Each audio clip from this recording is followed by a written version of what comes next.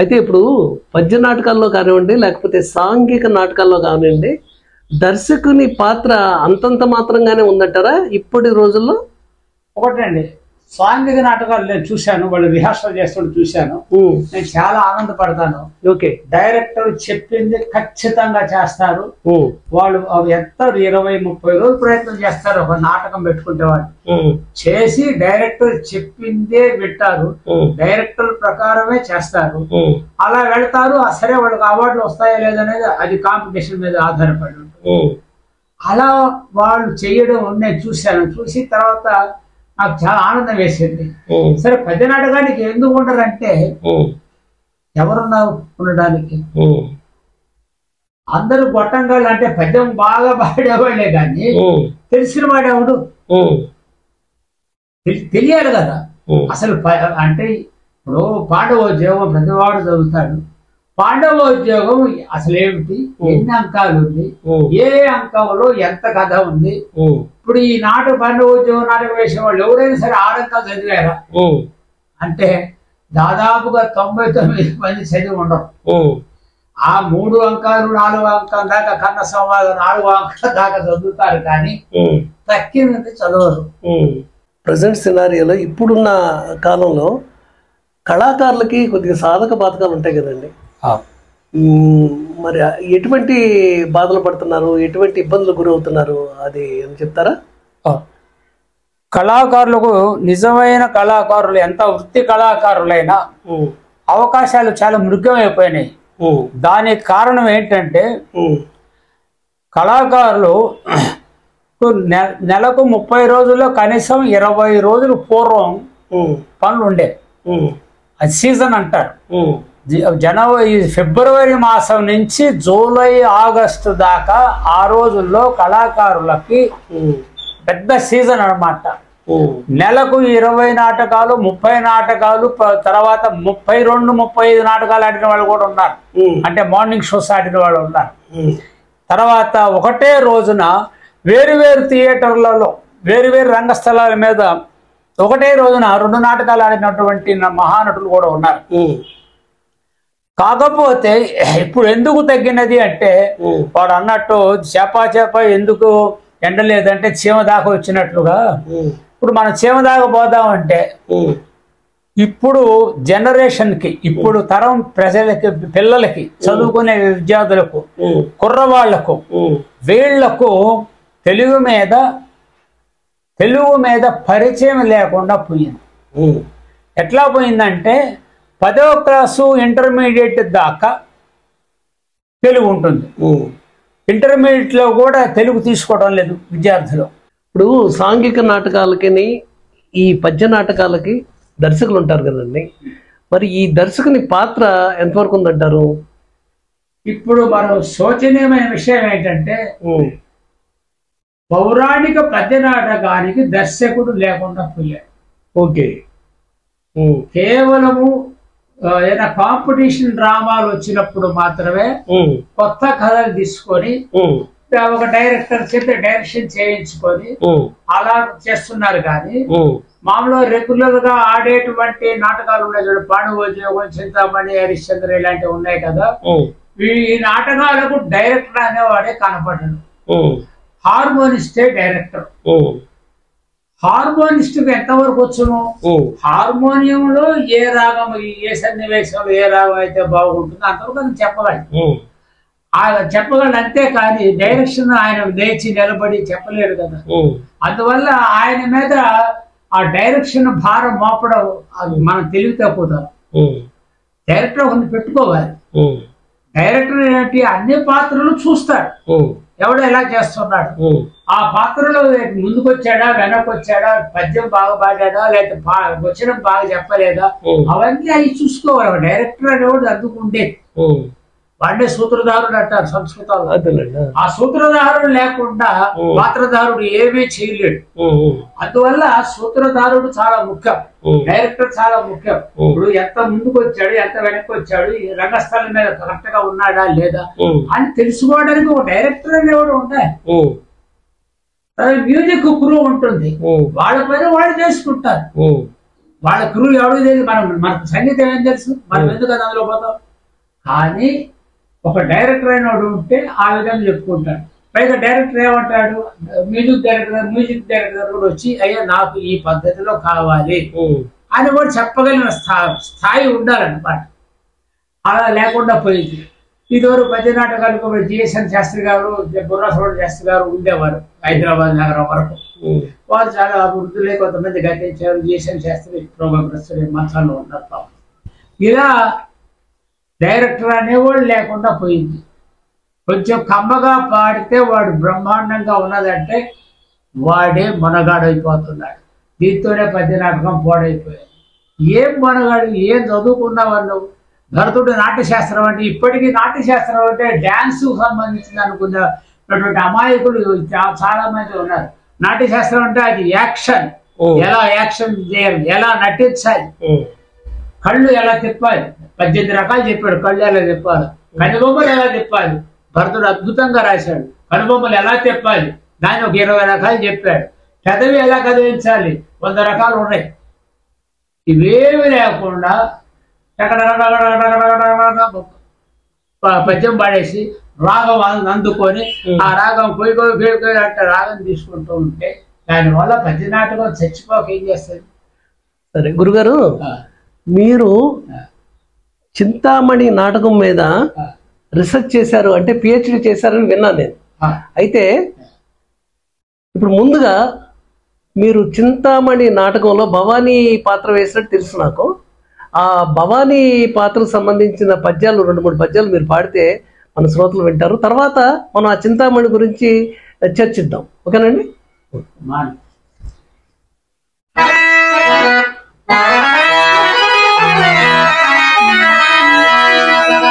చింతామణి ఎక్కడికేనా నువ్వు అక్కడే చుక్క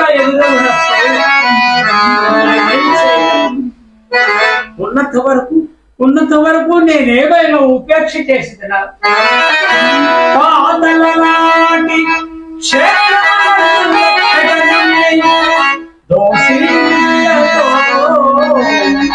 తెచ్చిపోసినా తండ్రి తట్టినని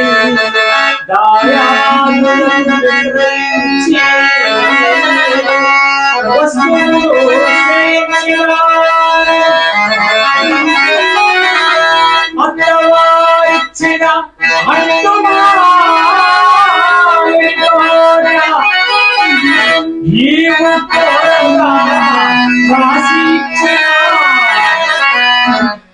కొల్లసని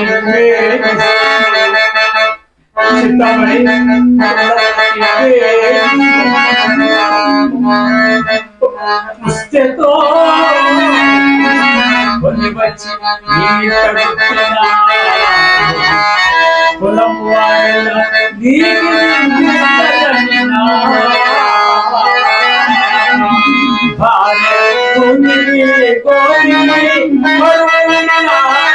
లెక్క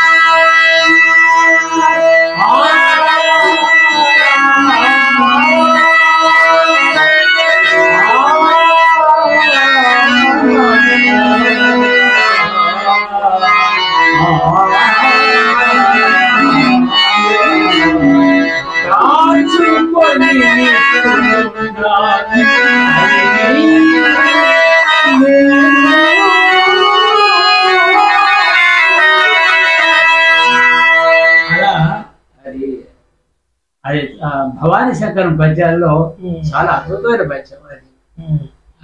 ఇప్పుడు చింతామణి నాటకం మీద మీరు పిహెచ్డి చేశారు కదండి, ఆ తలంపు ఎందుకు వచ్చింది అసలు? మీకు చేయాలనే ఆలోచన ఎందుకు కలిగింది? ఆ చింతామణి నాటకం గురించి, ఆ నాటకం మీద వచ్చిన విమర్శల గురించి, లేకపోతే ఆ నాటకానికి వచ్చిన మంచి పేరు గురించి కానీ మీకు మంచి అవగాహన ఉండి ఉంటుంది, దాని గురించి చెప్పండి. చింతామణి నాటకం మీద పిహెచ్డి చేద్దాం నా కోరిక ఎందుకు కలిగిందంటే 1975లో అప్పటికి నా ఎంఏ అయిపోయింది. రిజల్ట్ రాక ఊర్లో ఉన్నా. చింతామణి వేద్దాం అంటే అప్పటికే నాకు 24 సంవత్సరాలు అంటే ప్రాయం వచ్చేది. అప్పుడు మా ఊళ్ళో అందరం కలుసుకొని ఒకరు బిడమ్మ ఉండాలి, నేను భవాని అని అన్ని నేర్చుకున్నాను. మా బాబాయ్ ఉన్నాడు, ఆయన నేర్పుతాడు చక్కగా, బాగా నేర్పాడు. భవానీ శంకరం పాత్ర అప్పుడే కొంత నేర్చుకున్నాను, కొంచెం, ఎందుకంటే దాదాపు 75% నేర్చుకున్నా. అక్కడ నేర్చుకున్న తర్వాత కొన్ని కారణాల వల్ల అది నటులు నాకు సహకరించగా వదిలేశారు. వదిలేసిన వెంటనే నాకు ఆంధ్ర యూనివర్సిటీలో ఎంఏకి అడ్మిషన్ ఇచ్చారు. అటు వెళ్ళాను, విశాఖపట్నం వెళ్ళాను. కానీ ఆ చింతామణి నాటకం బాగా పుస్తకం మొత్తం చదవడం వల్ల మనం ఎంఏ అయిపోయిన తర్వాత దీని మీద పిహెచ్డి చేస్తే బాగుండు అని అనుకున్నాను. ఎందుకో కుదిరింది నాకు. అప్పుడు ఆ నాటకాన్ని సమగ్రంగా చదివిన తర్వాత నేను ఎంఏ అయిపోయింది, వచ్చేసాను. విశాఖపట్నం నుంచి నేరుగా సికింద్రాబాద్కి వచ్చాను మా బంధువుల దగ్గరికి. అక్కడే 2 సంవత్సరాలు ఉండి తర్వాత నాకు జాబ్ వచ్చింది, నాకు వివాహం అయింది, తర్వాత సొంత కాపురం పెట్టుకున్నాను. అప్పుడు నాకు రీసెర్చ్ చేయాలని కోరిక కలిగింది. అయితే నా పాలిట దైవం శ్రీ అఖిరాజు రమాపతిరావు గారు అని అప్పట్లో తెలుగు అకాడమీలో రీసెర్చ్ ఆఫీసర్గా పనిచేసేవారు. వారి దగ్గరికి వెళ్ళి నా అభిప్రాయం చెప్పాను. కొన్ని కారణాల్లో నాకు ఆయన చాలా దగ్గర అయ్యాడు. అంటే ఆయన నాకు దగ్గర కాబట్టి నేను ఆయన దగ్గర అయ్యాను కొన్ని కారణాల వల్ల. ఆయనతో మాట్లాడాను, మాస్టారు నాకు ఈ చింతామణి నాటకం మీద రీసెర్చ్ చేయాలనే భావన కలిగింది, మీరు చెప్పండి అన్న. ఆయన ఏం చేశాడంటే చింతామణి నాటకం మీద ఒక ఆర్టికల్ రాసుకొని తీసుకురా అన్నాడు. అంటే నేను ఎంత కెపాసిటీ ఉందో ఆయన తెలుసుకోవడానికి. అప్పుడు నేను తెలుగు లెక్చరర్. నేను రాసుకొని పోయాను. రాసుకొని పోతే 10 పేజీలు రాసుకొని తీసుకెళ్ళాను. తర్వాత మాస్టారు తప్పులుంటే దిద్ది పెట్టండి అన్న. సరే రేపు రా నీకు చెప్తాను అన్న. ఆయన నేను 2 బాల్ నుంచి ఆయన దిద్దాడు. ఆయన దిద్దే చూశాడు, మొత్తం అదంతా చూశాడు. 8 పేజీలు అవుతుంది. అది మొత్తం అక్షరం ఆయన చదివాడు. చదివి చాలా బాగుందని తెలుగు పత్రిక, తెలుగు అకాడమీ పత్రిక ఒకటి ఉంది, మంత్లీ మ్యాగజైన్, దానికి ఇచ్చేసాడు. ఇచ్చేసి ఆయన ఈ ఆర్టికల్ వేయండి అని ఇచ్చాడు. అంటే మనం ఆర్టికల్ రాసే స్థాయికి వచ్చేటువంటి భావన, ఆనందం కలిగింది నాకు. ఏమయ్యా నేను వచ్చాను, నాకు వచ్చిన తర్వాత ఏంటి మాస్టర్ అంటే, ఏమయ్యా ఇది బాగుంది ఆర్టికల్ ఇచ్చేసాను, నెక్స్ట్ మంత్ లేదా 5 మంత్ నీకు వస్తుంది, వీలుని బట్టి వాళ్ళు వేస్తారు అన్నారు. చాలా సంతోషపడ్డాను. ఇప్పటికీ ఆ పుస్తకం నేను దాచిపెట్టుకొని ఉన్నానన్నమాట. అప్పుడు అడిగాను, మాస్టారు ఏదన్నా నాకు ఎవరికైనా చెప్తారా, సహకరిస్తారా అని అడిగాను. నేను ఉస్మానియాకి వచ్చాను కదా, ఇది ఉస్మానియా ప్రాంతం కాబట్టి.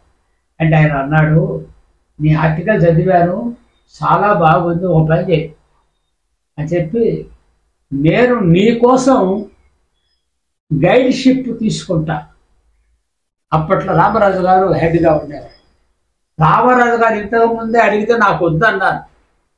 ఇప్పుడు నీకోసం నేను గైడ్షిప్ తీసుకుంటా అని చెప్పి ప్రెస్లో నుంచి నేనే అప్లికేషన్ తీసుకొని ఆయనకి ఇస్తే, ఆయన ఫిల్అప్ చేసి తెలుగు డిపార్ట్మెంట్లో ఇస్తే ఆయన గైడ్షిప్ వచ్చారు.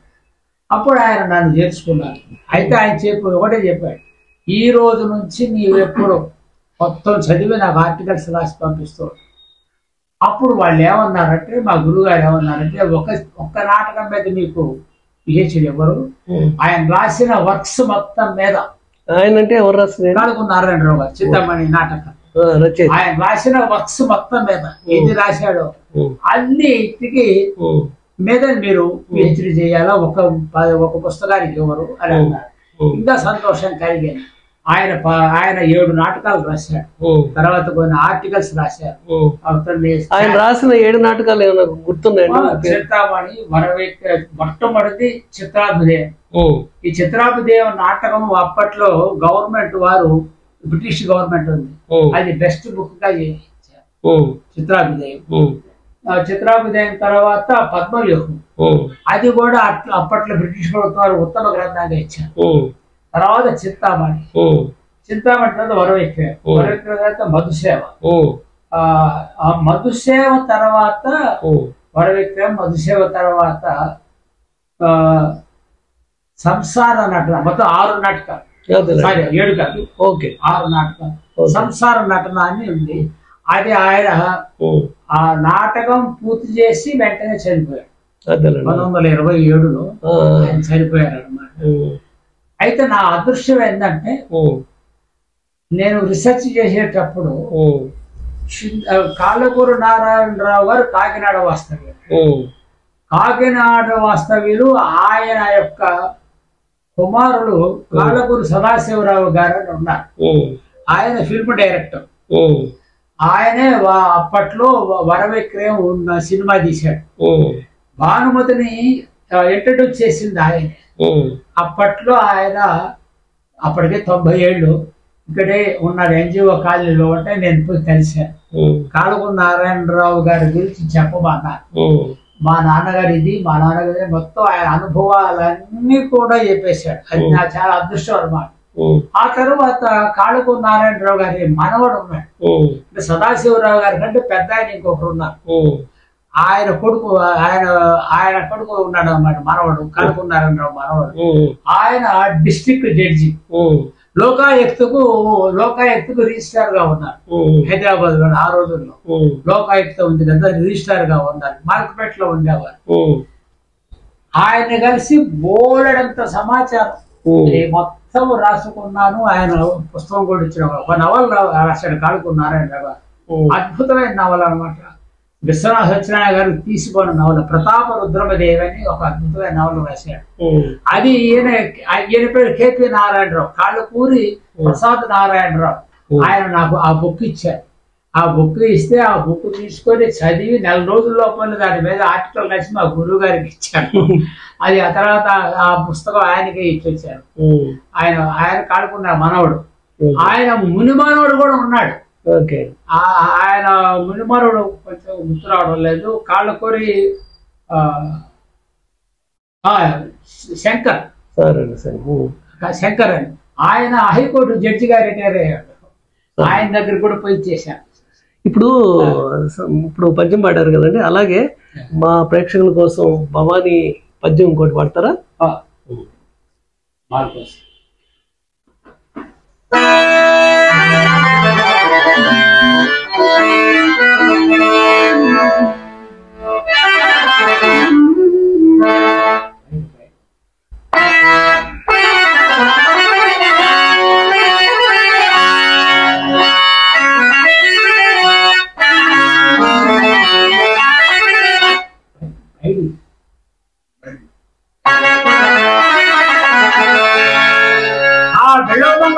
నేను సహాధ్యాయులు అతడు ఆంధ్రము సాధించి సంస్కృత పాఠశాలలో ప్రవేశించినాడు. నేను తెలుగు సాధించి సాయివాడలో ప్రవేశించాను. అందువల్ల సంబంధం పూర్తిగా తెగిపోయి చివరకు ఒకరినొకరు ఆ దినములలో అతడే నేను, నేనే అతడు. ఒక్కయా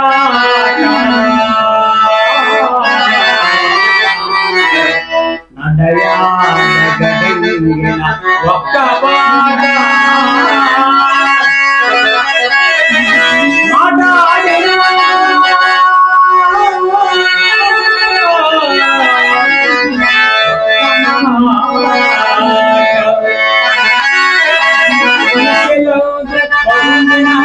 ఒక్క చోట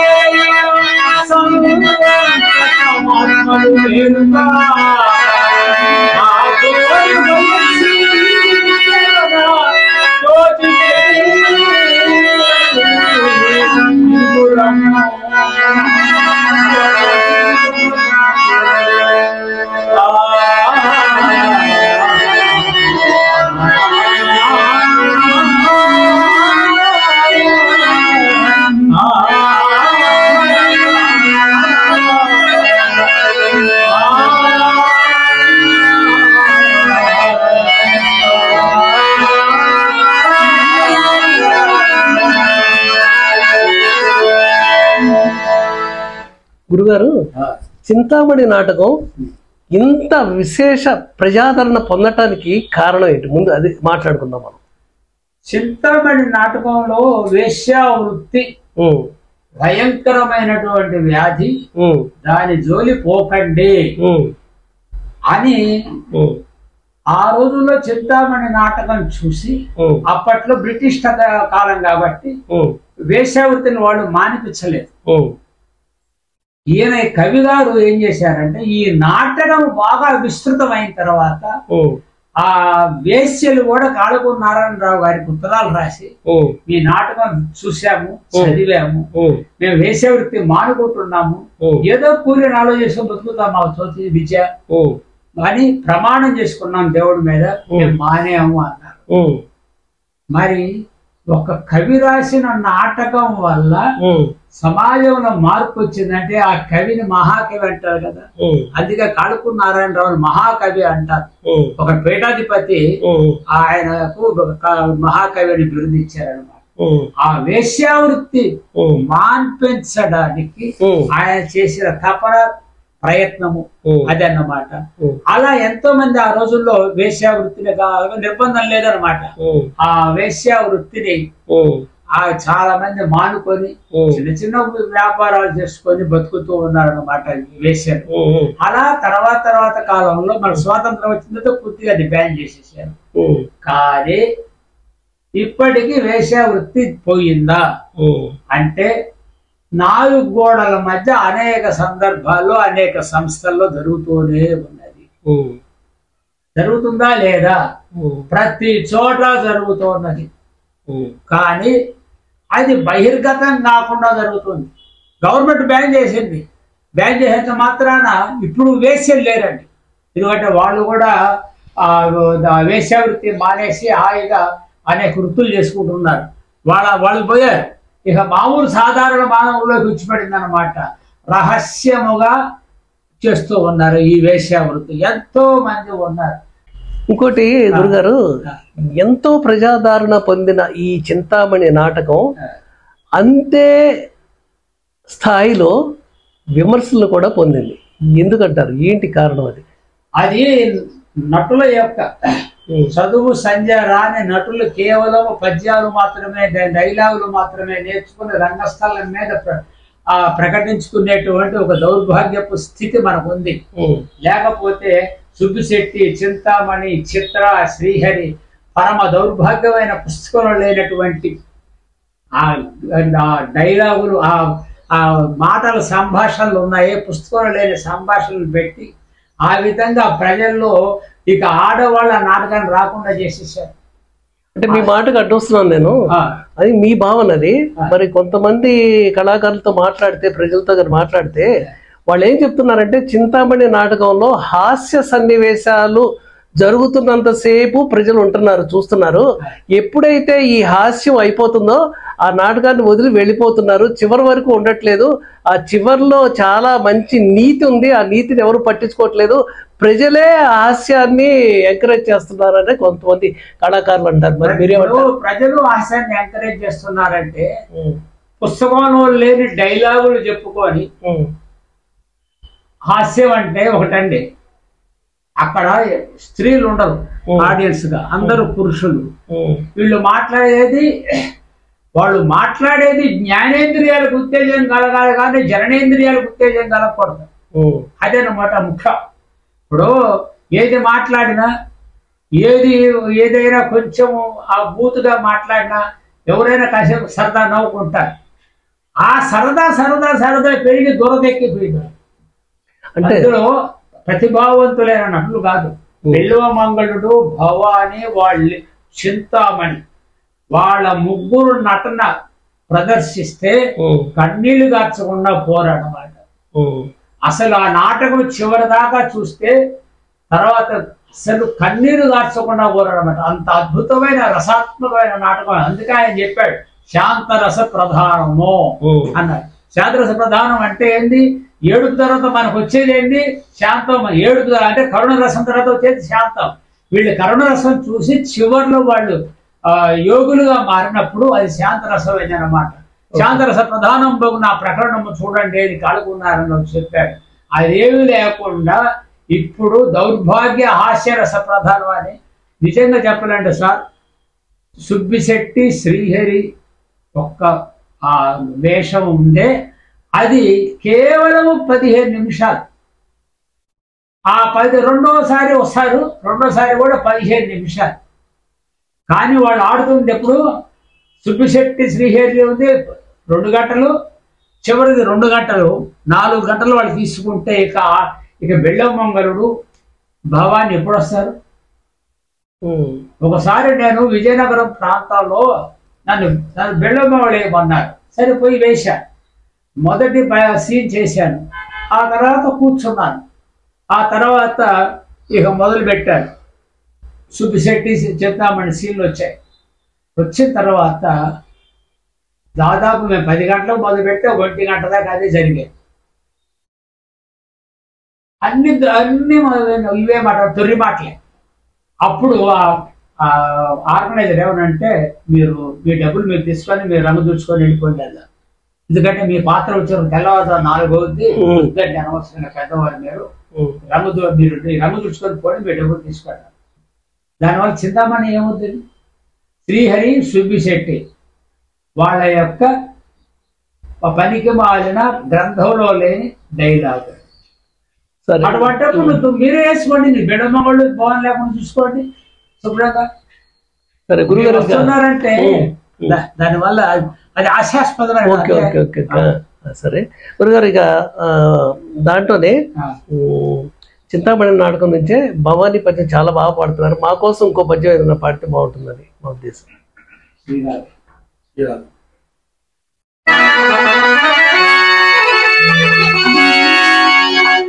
ఇంట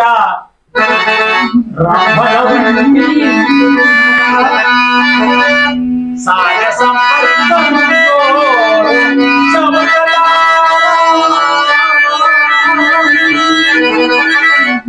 కొని వెలిచినట్టు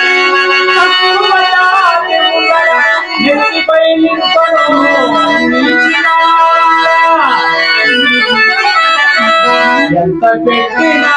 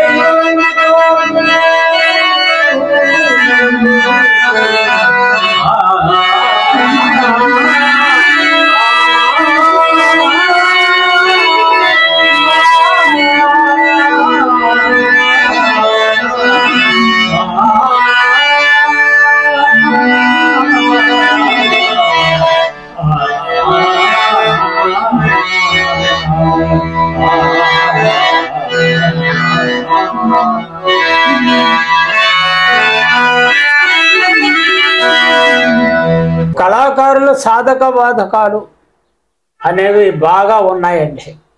పేరు పొందిన వాళ్ళకే ఎక్కువగా అవకాశాలు రావడం లేదు. దాని అన్నిటికి కూడా మనం చెప్పాలంటే ఒకటే రీజన్ అండి. 10th క్లాస్ దాకా తెలుగు ఉంది. వాళ్ళు తెలుగు వాక్యాలు నిర్మాణం చేసుకొని తర్వాత తెలుగు కొంచెం నేర్చుకునే స్థాయికి వచ్చేసరికి 10th అయిపోతుంది. ఇంటర్మీడియట్ వస్తాడు.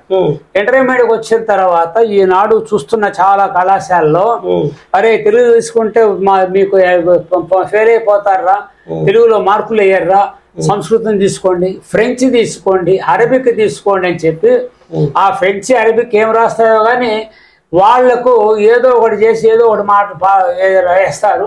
ఆ తర్వాత వాళ్ళు ఉత్తీర్ణులైపోతూ ఉన్నారు. అందరూ కూడా గొర్రెదాటు వ్యవహారంలో ఇట్లా చేసుకొని పోతున్నారు. సంస్కృతం తీసుకుంటారు, తర్వాత ఫ్రెంచ్ తీసుకుంటారు, తర్వాత ఇలా తెలుగు కాకుండా తక్కిన భాషలన్నీ తీసుకుంటూ ఉన్నారన్నమాట.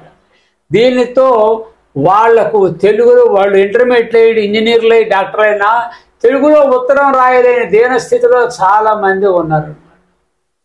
వాళ్లకు ఇప్పుడు ఇటువంటివి దుర్వారోద్యమ బాహు విక్రమణ శాస్త్రోక ప్రతాపస్మరత్ గర్వాంధ ప్రతివీర నిర్మదన విద్యాపారగున్మత్పతులు ఇవన్నీ అర్థమై ఏడాది వస్తుందండి వాడికి. వాడికి తెలుగే రాకపోతే ఇక పాలిష్డ్ భాష ఉందే పాలిష్డ్ లాంగ్వేజ్ సంస్కృత భూయిష్టమైన సమాస భూయిష్టమైనటువంటి పద్యం వాడికి ఏం అర్థం అవుద్ది? అలా పాడైపోయింది అన్నమాట ఈనాడు. అదే అందువలనే ఈ 25 సంవత్సరాలు కుర్రాళ్ళు ఒక్కరు కూడా పద్య నాటకాలు వేస్తే రావడం లేదు. వచ్చిన వారందరూ కూడా 40 సంవత్సరాలు దాటినటువంటి వాళ్ళే వస్తున్నారు. ఇది గవర్నమెంట్ కూడా తెలుసుకొని తప్పనిసరిగా డిగ్రీ స్థాయి దాకా కంపల్సరీ తెలుగు లాంగ్వేజ్ ఉండాలి అని ఎప్పుడైతే వాళ్ళు స్థాపిస్తారో ఖచ్చితంగా బయట వాళ్ళు వస్తే వాళ్ళు హిందీ తీసుకుంటారు, అయితే వాళ్ళ భాష తీసుకుంటారు. మనం ఎందుకండి ఫ్రెంచ్ లాటిన్ చదువుకోవడం? మనకు అవసరం ఏంటి? దాంట్లో మహాపండితులు అవుతారా? ఓకే. నెక్స్ట్ గురుగారు, సత్యహరిశ్చంద్ర నాటకం ఒకటి, అది ఒక అద్భుతమైన కళాఖండం. అవునండి. నాకు తెలిసి మీరు సత్యహరిశ్చంద్రలో నక్షత్రుడి పాత్ర కూడా వేశారు. అవునండి. వేసి చాలా మంచి పేరు తెచ్చుకున్నారు. ఇప్పుడు సత్యహరిశ్చంద్ర నాటకం గురించి మీకు తెలిసిన విషయాలు చెప్పండి. అది ఒక మహత్తరమైన నాటక రాజం. సత్యహరిశ్చంద్ర అంటే అది నాటక రాజం, అది కింగ్ ఆఫ్ డ్రామాస్. ఎందుకంటే ఎప్పుడైనా సరే చూడండి, అసలు విషయం నేను చెప్తాను, నాకు తెలిసింది. భావభూతి అంటాడు సంస్కృతంలో. భావభూతి ఏకో రసం కరుణం ఏవా అన్నాడు. నవరసాలు కాదయ్యా, ఒక్కటే రసం ఉంది, అదేమిటంటే కరుణ రసం అన్నాడు. ఏకో రసం కరుణం ఏవా, అదేమిటంటే కరుణం మాత్రమే. కరుణ రసం, కరుణ రసం అంటే ట్రాజిడీ. హరిశ్చంద్ర శుభంలో ట్రాజిడీ చూడండి, అవన్నీ చూస్తుంటే కళ్ళ నీళ్లు తిరుగుతూ ఉంటాయన్నమాట. నేను చూశానండి. ఆ ప్రతిభావంతులైనటువంటి నటులు నటించేటప్పుడు వాళ్ళు ఏడుస్తూ ఉంటే వాయించే హార్మోనిస్ట్ కూడా ఏడ్చిన సంఘటనలు నేను చూశాను. ఎంత అద్భుతం అంటే ఎంత గొప్ప సన్నివేశం అంటే అది. అటువంటి సన్నివేశాలన్నీ హరిశ్చంద్ర నాటకంలో ఉన్నాయి. అదే కాటసీన్ అంటాం. తర్వాత కాటసీన్ కంటే ముందు ఉన్నటువంటి వారాణసి ఘట్టం ఎంత గొప్పది. అక్కడే హరిశ్చంద్రుడు, భార్య చంద్రమతి, లోహితాసుడు వాళ్ళు విడిపోతున్నారు. విడిపోవడం అంటే భార్య దూరంగా పోతున్నదంటే మరి ఆ వ్యక్తులకు ఉన్నటువంటి ఆ వియోగం ఎంత అద్భుతంగా రాశాడు ఆయన. అలాగే అక్కడే మన కరుణ రసం వస్తుంది. ఆ చంద్రమతి పాత్రలో అంతా కరుణ రసం. వాళ్ళ ప్రేమలు అభిమానాలు ఎలా ఉంటాయి, ఒక భార్యకు భర్త మీద ఎటువంటి అభిమానం ఉంటుంది, అవన్నీ కూడా అక్కడే మనం చూస్తాం అన్నమాట. ఒక్కసారి ముఖం చూడండి అంటారు, చూడండి కన్నీరు ఎట్లా వస్తాయి. మళ్ళీ అక్కడికి వచ్చిన తర్వాత హరిశ్చంద్రుడు ఏంటి, షట్చక్రవర్తులు ఒకడు హరిశ్చంద్రుడు. అటువంటి హరిశ్చంద్రుడు కాటి కాపరిగా వచ్చి ఆ లోహితాసుడు శవాన్ని కదలనివని అంటాడు. అక్కడ నటుడు ఎంత గొప్పగా నటించాలి, గొప్పగా నటించాలి. ఆ హరిశ్చంద్రుడు ఉత్తమ క్షత్రియుడు, ఉత్తమ సంజాతుడు అన్నమాట. అతడు పరస్త్రీని చూడడానికి ఒప్పుకోడు, పరస్త్రీ చూడకూడదు. అందుకని చంద్రమతిని అటే పెడమొహం పెట్టి పడతి యవతి వీవు రాలు కరగను వాపోవచ్చున్నావు, నీ కొడుకు ఎద్దానని గతించే చుట్టములు లేరే అని ఈ రోజుల్లో చదువు రానటువంటి హరిశ్చంద్రులు ఆమె దగ్గరకు వచ్చి మాట్లాడుతూ ఉన్నారు. అది ఎంత దోషం అండి. హరిశ్చంద్రుడు షట్చక్రవర్తులు ఒకడైన హరిశ్చంద్రుడు అతడు పరస్త్రీని చూడడు. ధీరోదాత్తుడైనటువంటి నా కథానాయకుడు ఆయన. ఎన్ని ఎవడికి అర్థం కావాలనుకోండి. ధీరత్వము ఉదారత్వం కలిగినటువంటి కథానాయకుడు పరస్త్రీని చూడకూడదు, అలాగే ఉంటాడు. పడతి అవతివి అన్నాడు. అందుకని ఈ అలివేణి నోట వచించడు ఒక్కొక్క మాట, ఒక్క వజ్రాయుధమై పెకల్చెడు శిలాకృతి దాల్చిన నాదు మానసంపు. ఈ యమ మాట పొందికయు ఎలుగు తెరంగు ఉదంతము సుశించును చంద్రమతి అని నేను అనరాదు, కానీ మారని అంటాడు. ఎటువంటి సన్నివేశాలండి. గురుగారు, ఇప్పుడు సత్యహరిశ్చంద్ర రచయిత గురించి మనం తెలుసుకునే ముందు మీరు సత్యహరిశ్చంద్రలో నక్షత్రకుడి పాత్ర వేశారు కదా, ఆ పాత్రకు సంబంధించిన పద్యాలు ఒక 2-3 పద్యాలు వినిపిస్తారా మాకు? తప్పనిసరిగా. ఓకే.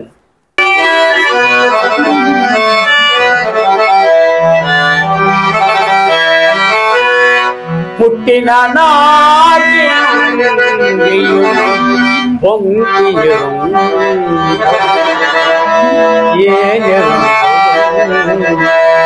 ఇప్పట్టున కూడులేని దురవస్థలం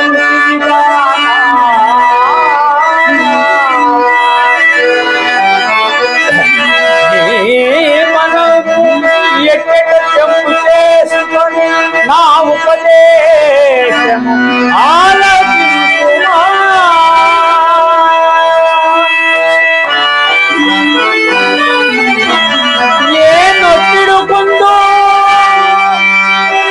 అసత్యమున కొప్పిది వచింపయే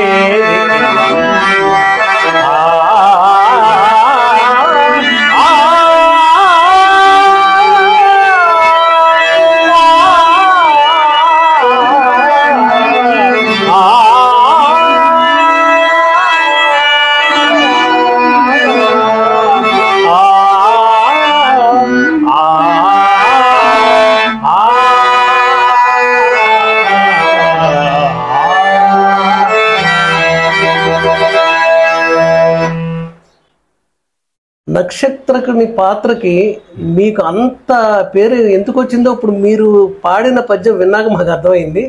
చాలా చాలా బాగుందండి, అద్భుతం. చెప్పండి. నక్షత్రకుడి పాత్ర అర్థం చేసుకుని నటించాలని నేను నటులు ఉపదేశిస్తున్నాను. అక్కడ హరిశ్చంద్రుణ్ణి అబద్ధం ఆడించాలి, కష్టాలు పెట్టాలి. కష్టాలు ఉన్నప్పుడే కొంచెం అబద్ధం ఆడడానికి అవకాశం ఉంటుంది. కానీ అతని హృదయం వెన్నతో సమానం. అతని మనస్తత్వానికి సరిపడని అతను అభినయిస్తున్నాడు. ఎందుకు? విశ్వామిత్రుడు ఏమన్నాడు? నీకు గడియలో సమస్త శాస్త్రాలు అవి తెలిసేటట్టు చేస్తాను రా అన్నాడు. ఆ పాపం ఆ కకృతి కొద్ది వీడి దగ్గరకు వస్తే, విశ్వామిత్రుడి దగ్గరకు వస్తే, విశ్వామిత్రుడు వాడుకుందామని నక్షత్రం అనుకుంటే నక్షత్రం పూర్తిగా వాడుకున్నాడు. అక్కడ హరిశ్చంద్రుని అబద్ధం ఆడించమన్నాడు. దానికోసమే ఇన్ని తిప్పలు చేశాడు అన్నమాట. తనకి ఎన్ని రకాలుగా హరిశ్చంద్రుని బాధ పెట్టాలో అన్ని రకాలు బాధ పెట్టిన ఆయన స్థిర సంకల్పంతో ఆయన ఎక్కడ తగ్గలేదు, ఎక్కడ కోపడలేదు. శాంతమే ఆయనకు భూషణంగా, మాటల్లో కానీ ఏదైనా చేతల్లో కానీ అదే శాంతమే ఆయనకు రక్ష అన్నమాట. ఏమి చేయలేకపోయాడు. అంతేకాకుండా ఈ పద్యంలో నేను ఒట్టు పెట్టుకుంటే నువ్వు ఒక్కసారి అబద్ధం ఆడవయ్యా ఎవరు చెప్పను అంటాడు. అప్పుడు చంద్రమతి, ఏవయ్యా బ్రహ్మచారి ఒటుడివి, నువ్వు ఇలాంటివే మాకు చెప్పాల్సింది, ఇలాంటివే మాకు చెప్పాల్సింది అన్నప్పుడు అందులో కూడా పాపం ఆమెను నిందించలేదు, కానీ ఎంత అభినయించాడు చూడండి. మే నిప్పసరముందలచి కరుణను మీ బాగుకై ఇంతగా నేనేమో మసిచితిని, నీకే లేని ఈ బాధ మరి నాగా, నీ పెన్మిటి నీవు ఎట్టయినా వినవబో చక్రవర్తి, నీ పెన్మిటి నీవు ఎట్టయినా నా కౌలేని, నా స్నానము జపము తపము తదనుష్ఠానము యోజింపుమా,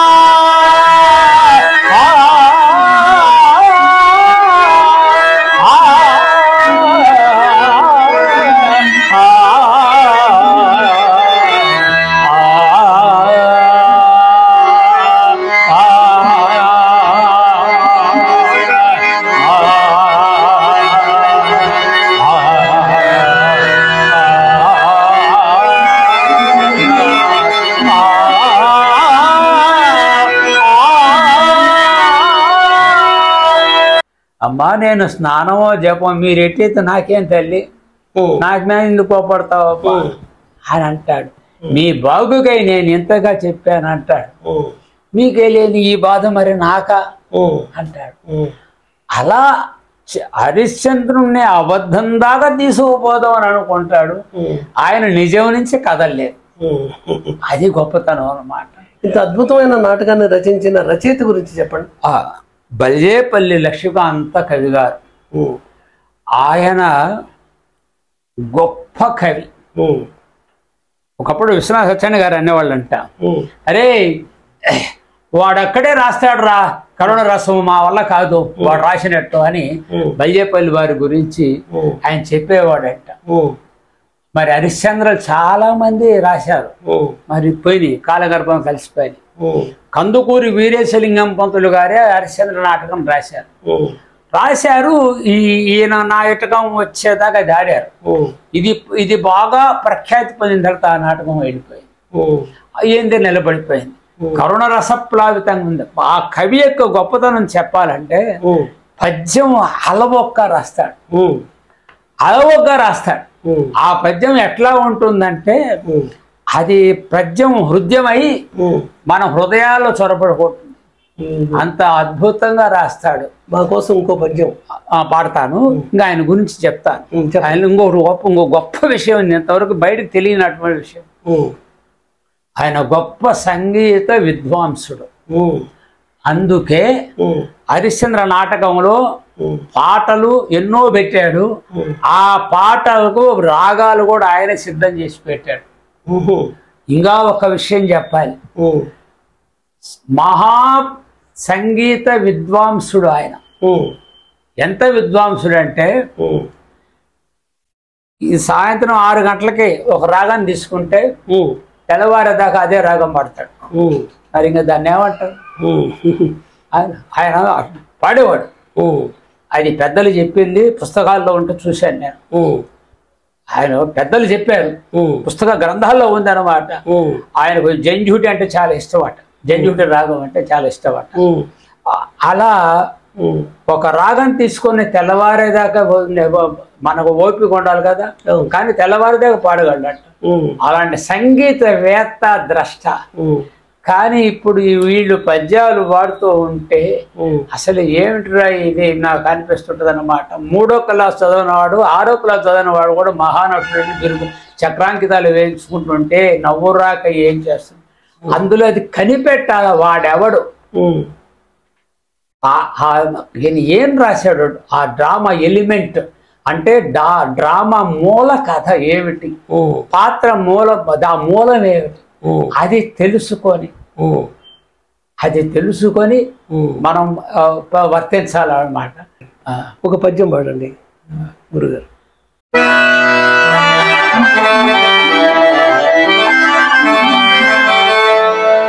కడకం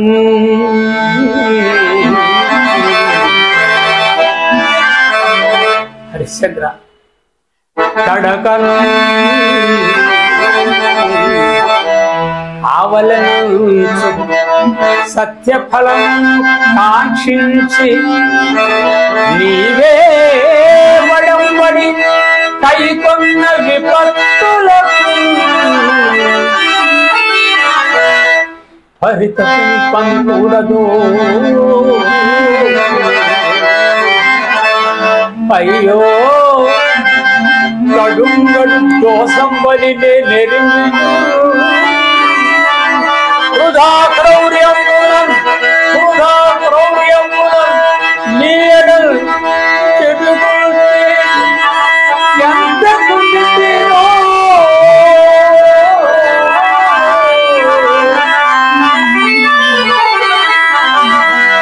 నా చిత్తం నా సాక్షియో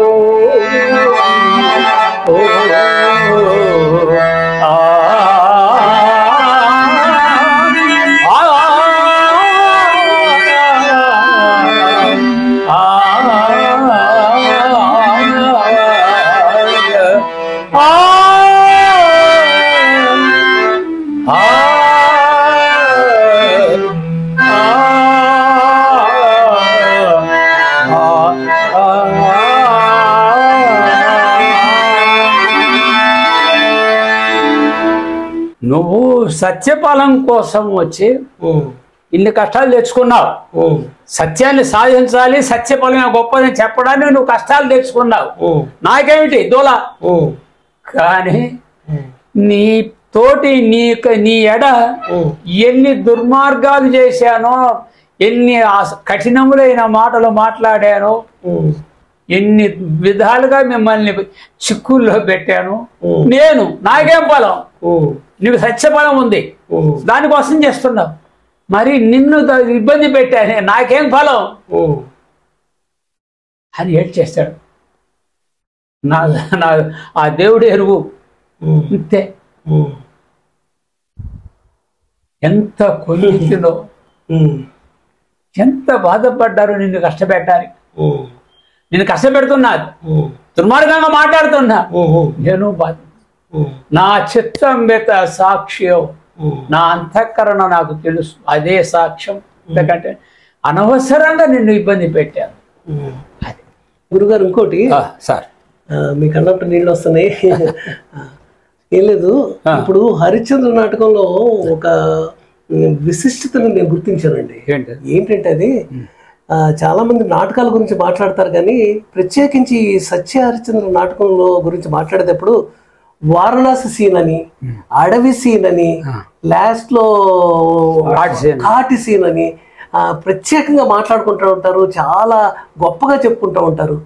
ఏంటి దాంట్లో ఈ సీన్స్ లో విడమర్చి ఇలా మాట్లాడుకోవటంలో ఉన్న గొప్పతనం ఏంటంటారు? ఇక్కడ ఒకటి ఉంది సార్, అది మొత్తం వేయలేము. ఇప్పుడు అరణ్యం, ఇప్పుడు ఫస్ట్ సీన్ ఉంది, మొదటి ఘట్టం ఉంది, అంటే వేట ఘట్టం. ఓకే. ఆయన వేటకి వెళ్తాడు. ఆ వేటలో నిజంగా అంటే ఈ చదురానాళ్ళతో మనకేం పని, కానీ నిజంగా ఆ వేటకు అదిగో చూడండి. అసలు ఆ పద్యాన్ని ఎవడైతే నటిస్తాడో వాడే మునగాడు. అక్కడ తిరుగుతూ ఒక జింక వెంటబడి తిరుగుతూ ఇక్కడికి వస్తాడు. అదిగో కాళ్ళడ రేవులున్న సెలయేరు, అంటే కాలి పాద ముద్రలు ఉన్నటువంటి సెలయేరు. అంటే అక్కడ మనుషులు సంచారం చేస్తున్నారు. ఆ పొంతలం రెళ్ళు జాళ్ళు తదగ్రంబులు కొన్ని కోయంబడినట్లు, అవి వాటి మొదళ్ళు రెళ్ళు జాళ్ళు ఆ మొదలంట కోసారు. ఎందుకు కోస్తారండి? అంటే మానవులు అక్కడ సంచారం ఉండి వాళ్ళకి అవసరమైతేనే కోస్తారు. కాబట్టి ఇది మానవులు ఉన్నారు, మనిషి సంచారం ఉన్నటువంటి ప్రదేశం. అందుండి సాగి దవిష్టంబుగము కాళ్ళడల చెంతను పోదము అంటాడు. అక్కడి నుంచి దగ్గర, దవిష్టం అంటే దగ్గర, దవిష్టముగా ఖాళీ బాటలు ఉన్నాయే అటే పోదాం. కాళ్ళడల చక్కి అంటే దారి, కాళ్ళనడల చక్కిని పోదము వెళ్ళారు. ఈ చెంత అయ్యదే నీవారపు టాహుతిని పడము తీయంబైన నెత్త. అవి వాళ్ళకి మంచి వాసన వచ్చింది. ఏమిటి మంచి వాసన? నివ్వరి బియ్యం వండి వారిస్తే ఆ బియ్యం వాసన తగిలింది. దీన్ని నటించమను, నేను 10,000 ఇస్తా. గురుగారు ఇంకోటి, ఇప్పుడు ప్రత్యేకించి సత్యహరిశ్చంద్రలో జాషువా గారి పద్యాలు చాలా ప్రసిద్ధి పొందినాయి కదా, వాటి గురించి చెప్తారు కొద్దిగా? వీలుంటే ఆ పద్యం కూడా పాడి వినిపిస్తారు. ఆ పద్యం నాకు రాదండి. సరే, దాని గురించి చెప్పండి మీరు. అది చెప్తాను. కారణం ఏంటంటే జాషువా గారు శ్మశాన వాటిక అని ఆయన ఒక ఖండిక రాశారు ఆయన కవితల్లో. అందులోంచి ఆ ఖండికలో నుంచి శ్మశాన వాటికలోని పద్యాలు తీసుకున్నారు. ఆశ్చర్యమైన విషయం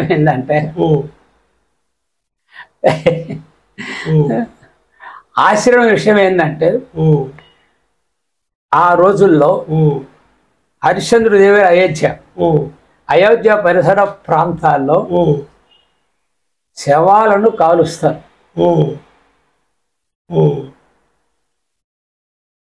జాషువా గారి పద్యాల్లో శవాలు పూర్తి చేసిన సమాధులు ఉన్నాయి.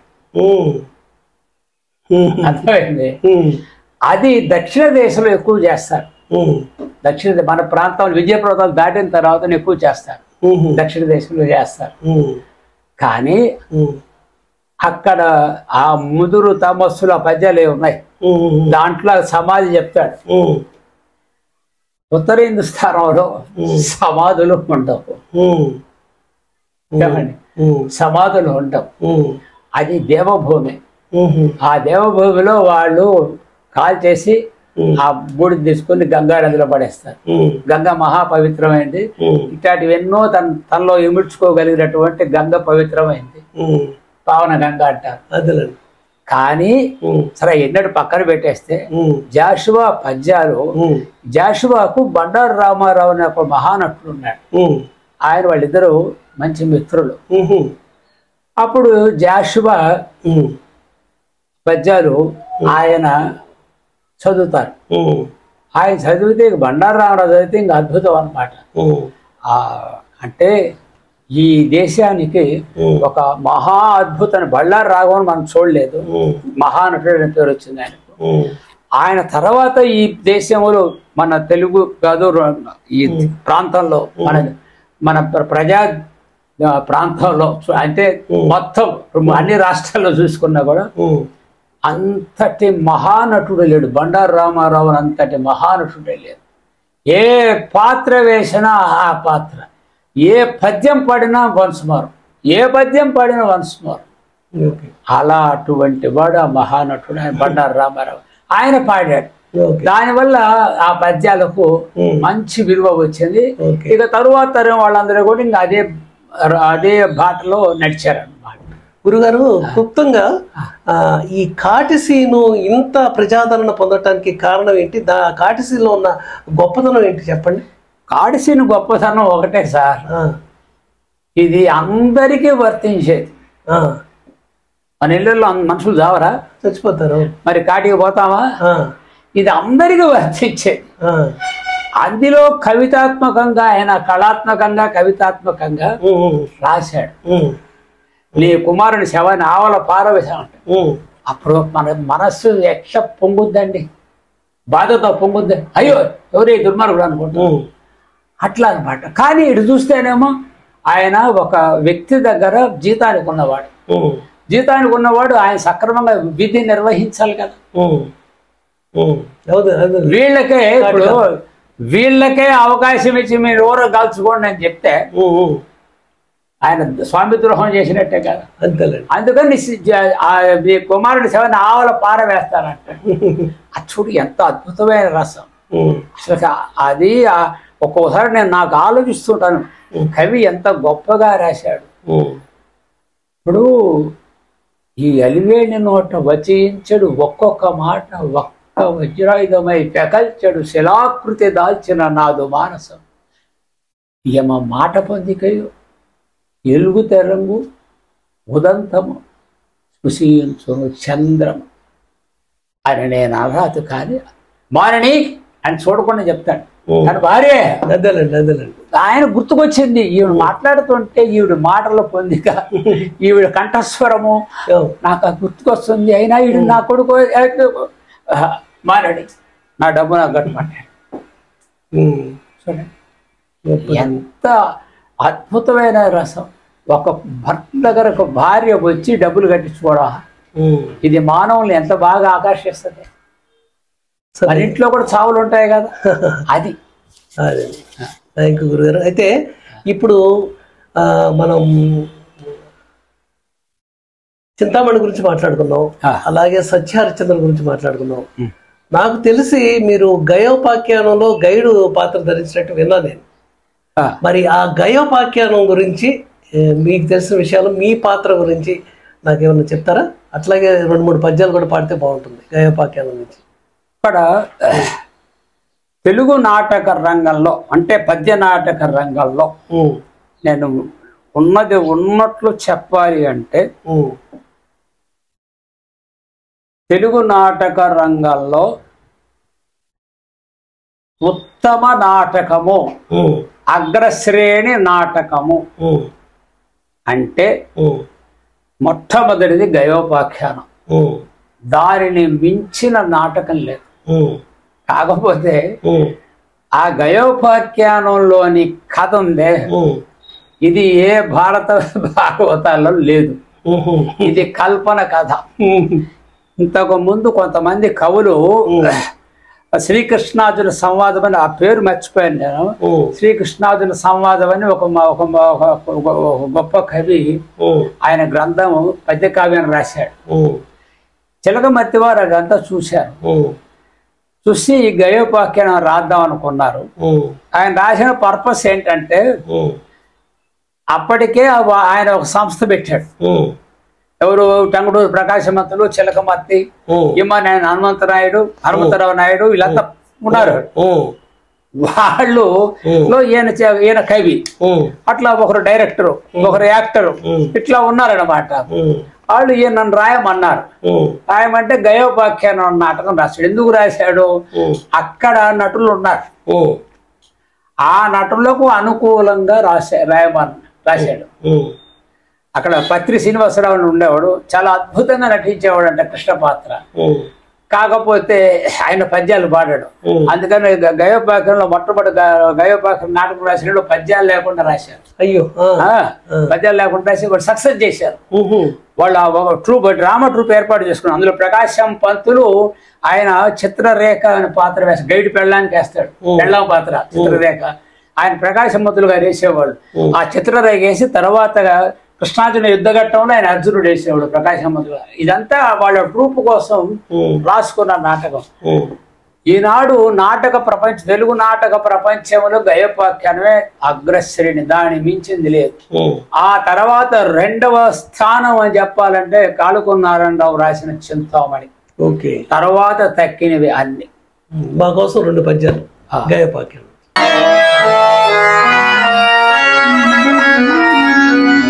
మందిరములు విజ్ఞానమయములచట,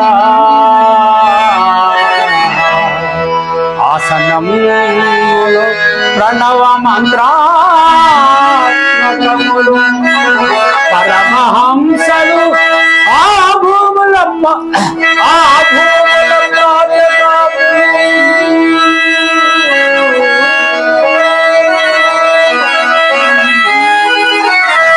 ఉపనిషత్తులు పలికత్తెలు ఓలగా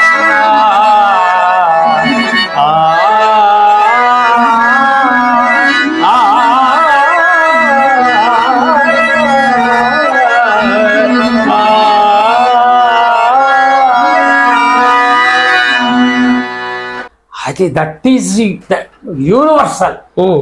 అసలుకి ఆ గైడ్ యొక్క మనస్తత్వం అంతా అందులోనే నిబిడీకృతం చేశాడు కవి హంసధ్వని.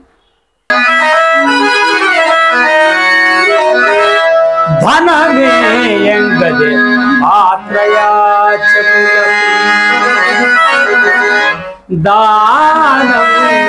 దానవింపగా ధన బాహావరమీగదే కుజన శిక్ష దీన రక్షార్థమై మననీయంగదే చాలా కాలము బ్రహ్మజ్ఞానమర్జింపగా. బ్రహ్మ కనపడితే ఏమడుగుతామండి? మా ముందు మన ఇల్లు, తర్వాత పక్కోడి ఇల్లు, అంతేనా? అట్లాంటిది ధనం ఎవరికి? అర్హులైన యాచకులకు. నాకు ఘన బాహాబలం ఇవ్వు, నాకు శరీరంలో శక్తిని ఇవ్వు. ఎందుకు? ఆ ఘన బాహాబలమే కదే చెడ్డవారిని చంపడానికి, మంచి వారిని కాపాడడానికి. అంటే శౌర్య ప్రతాపాలు ఇవ్వమని. చననీయంగానే ధర్మ మార్గమున నిచ్చల్ లోక సౌఖ్యార్థమై నన్ను ధర్మ మార్గంలో ప్రవర్తించేటట్టుగా నన్ను అట్లాగే తీసుకపో, లోకం సుఖంగా ఉండాలి, అది నాకు కావాల్సింది అన్నాడు. అదే తర్వాత ఆ మననీయంగా ఇది బ్రహ్మజ్ఞానం ఇవ్వమంటాడు. బ్రహ్మజ్ఞానం ఇస్తే ఇంకేముంది, వాడు బ్రహ్మజ్ఞానం వాడు పొందాడంటే ఈ ప్రపంచం అంతా వాడికి ఒకే విధంగా కనపడుతుంది. కామ క్రోధ లోభ మోహ మదమాశ్చర్యాలన్నీ వాడికి ఇంకా రావు, దగ్గరకు రావు. అంటే వాడు మహానుభావుడు మహాత్ముడు అవుతాడు. అట్లా కానీ అన్నాడు. అంతేకాని నువ్వు డబ్బులన్నీ మా ఇంట్లో ఏమని చెప్పలేదు. అది ఆ పద్యం యొక్క గొప్పతనం. తర్వాత గైడ్ యొక్క గొప్పతనం అది.